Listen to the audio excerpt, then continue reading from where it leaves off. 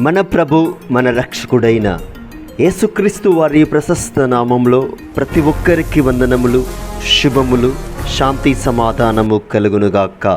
లూకాసు వార్త 6వ అధ్యాయం 35వ వచనం. మీ శత్రువులను ప్రేమించుడి. ఆమేన్. దేవునికి మహిమ కలుగునుగాక. హల్లెలూయా. ఈ దినం దేవాతి దేవుడు మనందరితో మాట్లాడుతున్నారు. మీ శత్రువులను ప్రేమించుడి అంటున్నారు. అంటే ఇక్కడ ఎవరి మీద పగ, ద్వేషము, అసూయ, కుట్ర ఇలాంటివి ఏది పెట్టుకోకుండా ప్రతి ఒక్కరిని కూడా ప్రేమించమని దేవుడు పలుకుతున్నారు. అంటే ఒక శత్రువునైనా ప్రేమించగలిగే మనస్సు మనకుండాలని దేవుడు ఈ దినం మనతో మాట్లాడుతున్నారు. మనము కొన్నిసార్లు కొన్ని సందర్భాల్లో కొన్ని ప్రాంతాలలో మనము చూసినప్పుడు సొంత ఇంటి వారే, అంటే అన్నదమ్ములుగా, అక్క చెల్లెలుగా ఇలా మరి శత్రువులుగా మారుతున్నారు. కుటుంబాలలో అనేకమైన గడిబిడి గోలలు జరుగుతున్నాయి. అంటే సఖ్యత కలిగి జీవించకుండా, ఒకరిని ఒకరు అర్థం చేసుకోకుండా జీవించడం ద్వారా వారి మధ్యలోకి సాతానుడు ప్రవేశిస్తాడని కొన్ని వాక్యాలు మనకి చదివినప్పుడు అర్థమవుతుంది. అంటే భార్య భర్తలు మరి ఎడబాయకూడదని దేవుని వాక్యం సెలవిస్తుంది.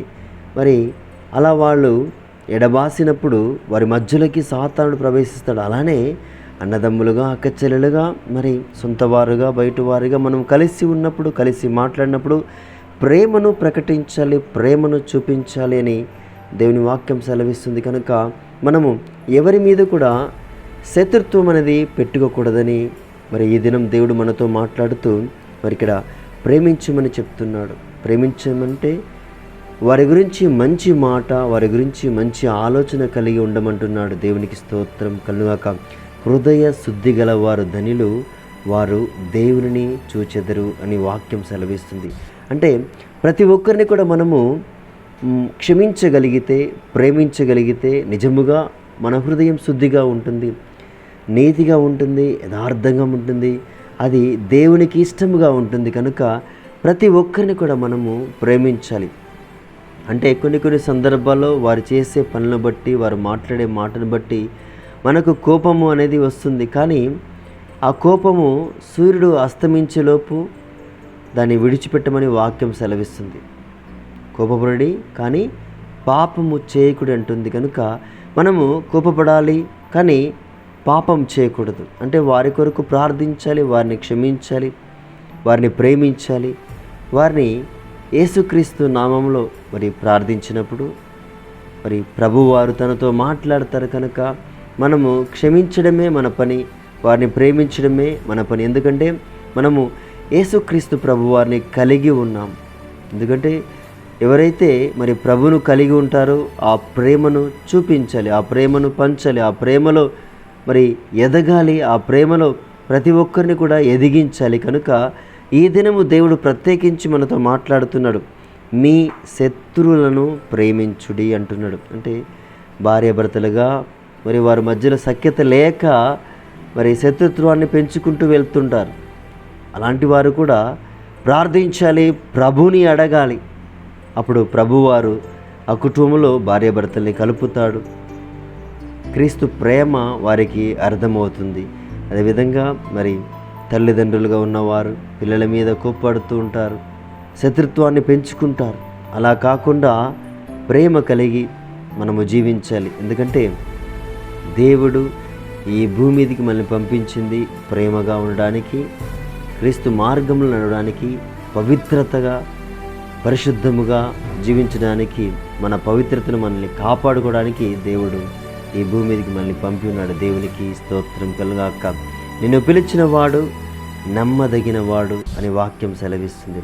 మరి ఎందుకు పిలిచాడంటే మనల్ని పరిశుద్ధులుగా ఉండడానికే ఆయన పిలిచి ఉన్నాడు. కనుక మరి మనము శత్రువును ప్రేమించగలిగితే నిజముగా మనము పవిత్రులుగా మార్చబడతాం. ఎందుకంటే ఒక శత్రువుని క్షమించే గుణము మన దగ్గర ఉందంటే యేసు ప్రభు వారు మనకు నేర్పించారు. దానికి స్తోత్రం కలుగాక. మనకందరికీ తెలుసు, మనమందరం కూడా పదే చదువుతుంటాం. మరి శిలువ మీద వేలాడుతున్నప్పుడు ప్రభువారు గొప్ప మాట పలికారు. తండ్రి, వీరు ఏమి చేయుచున్నారో వీరు ఎరుగరు కనుక వీరిని క్షమించండి అని పలికారు. అంటే అక్కడ ఆ శత్రువును కూడా ప్రేమిస్తున్నారు. దేవునికి స్తోత్రం కలుగాక. ఈనాడు మనము క్రీస్తు మార్గంలో నడుస్తున్నాం. మరి యేసుక్రీస్తు నామంలో ప్రార్థిస్తున్నాం, అడుగుచున్నాం, మొరపెడుచున్నాం. మరి మనము ఖచ్చితముగా మనము ఎవరైతే శత్రుగా భావిస్తున్నామో, లేక వాళ్ళు మనల్ని శత్రుగా భావిస్తున్నారో, మరి మనము వారి కొరకు ప్రార్థించాలి, వారి కొరకు మొరపెట్టాలి, వారిని ప్రేమించాలి. మరి అలా ప్రార్థించినప్పుడు, ప్రేమించినప్పుడు దేవుడు గొప్ప కార్యం చేస్తాడు. కనుక ఈ సమయంలో కలిసికట్టుగా మొరపెడదాం, ప్రార్థన చేద్దాం. ప్రభా, మాకు శక్తి కావాలి ప్రభా, శత్రువులను ప్రేమించే మనస్సు కావాలి తండ్రి, ఇతరులకు సహాయం చేసే మనసు మాకు కావాలి తండ్రి అని మనము అడిగి ప్రార్థన చేద్దాం. పరిశుద్ధుడా, కృపగల తండ్రి, ప్రేమగల తండ్రి, ప్రభానికి వందనాలు, స్తోత్రాలు తండ్రి.